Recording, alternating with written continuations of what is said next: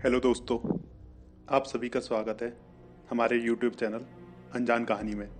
और पेश है आपके सामने एक और अनजान कहानी, जिन की आत्मा। दोस्तों, अगर आपको हमारी कहानी पसंद आती है तो वीडियो को लाइक करें, शेयर करें और चैनल को सब्सक्राइब करें। और अगर कहानी पसंद नहीं आती है तो अपनी राय कमेंट सेक्शन में ज़रूर बताएं। और दोस्तों, कहानी के बेहतर एक्सपीरियंस लेने के लिए आप अपने हेडफोन को अपने कानों में लगाएं और मोबाइल को एक तरफ रखें और आंखें बंद करके हमारी कहानी सुनें, तो आपको बहुत ही आनंद की अनुभूति होगी।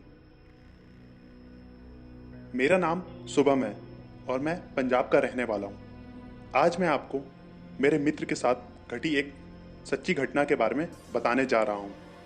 मेरे मित्र का नाम दीपेंद्र है और हम बचपन से ही बहुत अच्छे दोस्त हैं और हमारी एक दूसरे से सारी बात शेयर करने की आदत है। हम जब कॉलेज में आए थे तब दीपेंद्र की सगाई हो गई थी। वो उसकी मंगेतर, जिसका नाम हिमांशी था, उससे बहुत प्यार करता था और वो दोनों रात भर मोबाइल पर बातें करते रहते थे। एक दिन की बात है, उसने मुझे बताया कि वो उसकी मंगेतर से रात में बात कर रहा था। तो दीपेंद्र ने उसकी मंगेतर को मिलने के लिए बोला तो उसकी मंगेतर बदली हुई आवाज में बोली, तू ज्यादा मत बोल वरना तेरे को वहीं दफन कर दूंगी।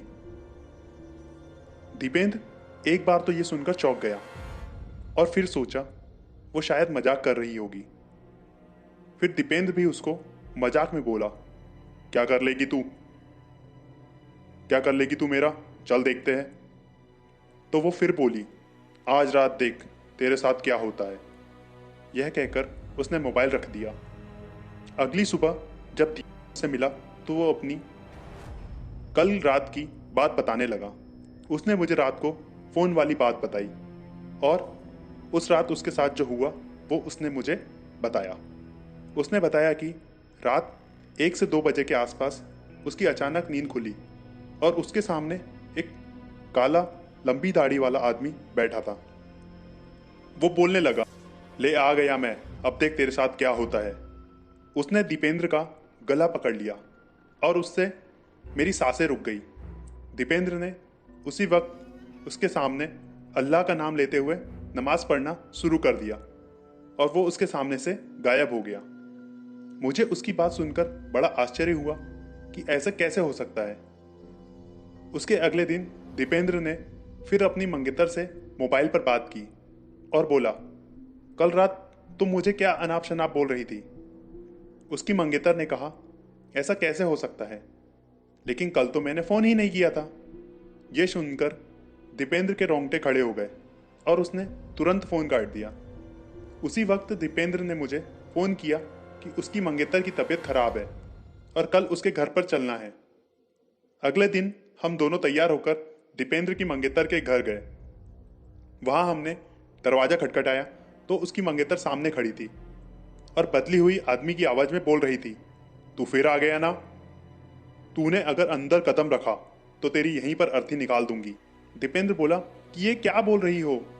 दीपेंद्र आगे था और जैसे ही उसने घर में कदम रखा, उसकी मंगेतर ने दीवार पर टंगी तस्वीर उतारकर दीपेंद्र के सर पर दे मारी। उसके सर से खून बहने लगा। दीपेंद्र के ससुर और सालों ने उसकी मंगेतर को पकड़कर बिठाया। फिर उसके सालों ने दीपेंद्र के सर पर पट्टी बांधी। हिमांशी के दादाजी ने बताया कि हिमांशी को जिन्न का साया लग गया है। इस पर दीपेंद्र के ससुर ने उन्हें अपना मुंह बंद रखने को कहा। थोड़ी देर रुककर हम वहां से सीधे अस्पताल जाकर ढंग से पट्टी करवाने लगे। हमने पूरी तरह से अपने पट्टी करवा ली।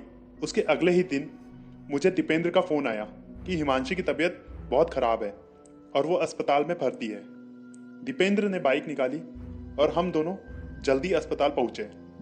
वहां पर पहुंचते ही हमने डॉक्टर से हिमांशी की हालत पूछी तो उन्होंने बताया कि हालत बहुत नाजुक है, कौन सी बीमारी है वो पता नहीं चल पा रहा है। उसके घर वालों को डॉक्टर ने दीपेंद्र को घर ले जाने को कहा। सभी हैरान थे कि ऐसी क्या बीमारी है जिसका इलाज डॉक्टर के पास भी नहीं है। फिर उसके घर वाले हिमांशी को घर ले आए। हिमांशी ने दीपेंद्र को बुलाया और कहा कि मैं अब ज्यादा दिन जिंदा नहीं रह पाऊंगी और तुम किसी अच्छी लड़की से शादी कर लेना। ये सुनकर दीपेंद्र की आंखों में आंसू आ गए और बोलने लगा कि मैं तुम्हें मरने नहीं दूंगा। फिर हिमांशी के दादाजी ने उसको एक बाबा के पास ले जाने को कहा। हम उसको बाबा के पास ले गए और बाबा ने बताया कि इसको एक बुरे जिन ने पकड़ लिया है, जिसकी वजह से वो इसके शरीर को नुकसान पहुंचा रहा है। अब बहुत देर हो गई है।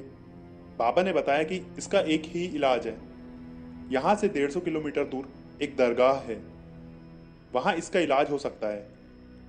और बाबा ने बताया कि इसके साथ वही इंसान जाएगा जिसे वो सबसे ज्यादा चाहती है। दीपेंद्र ने कहा कि मैं चला जाऊंगा, मुझे बाइक भी चलानी आती है। रात के 2 बजे दीपेंद्र और हिमांशी दोनों बाइक पर निकल पड़े, लेकिन आधे घंटे बाद किसी का फोन आया कि दीपेंद्र और हिमांशी का एक्सीडेंट हो गया है और वे मर गए हैं। ये सुनकर मेरा रो रो कर बुरा हाल हो गया। मेरा सबसे करीबी दोस्त अब इस दुनिया में नहीं रहा। तो दोस्तों, कैसी लगी आपको हमारी कहानी जिन की आत्मा? और दोस्तों, अगर आपको हमारी कहानी पसंद आई हो तो वीडियो को लाइक करें, शेयर करें और चैनल को सब्सक्राइब करें। धन्यवाद।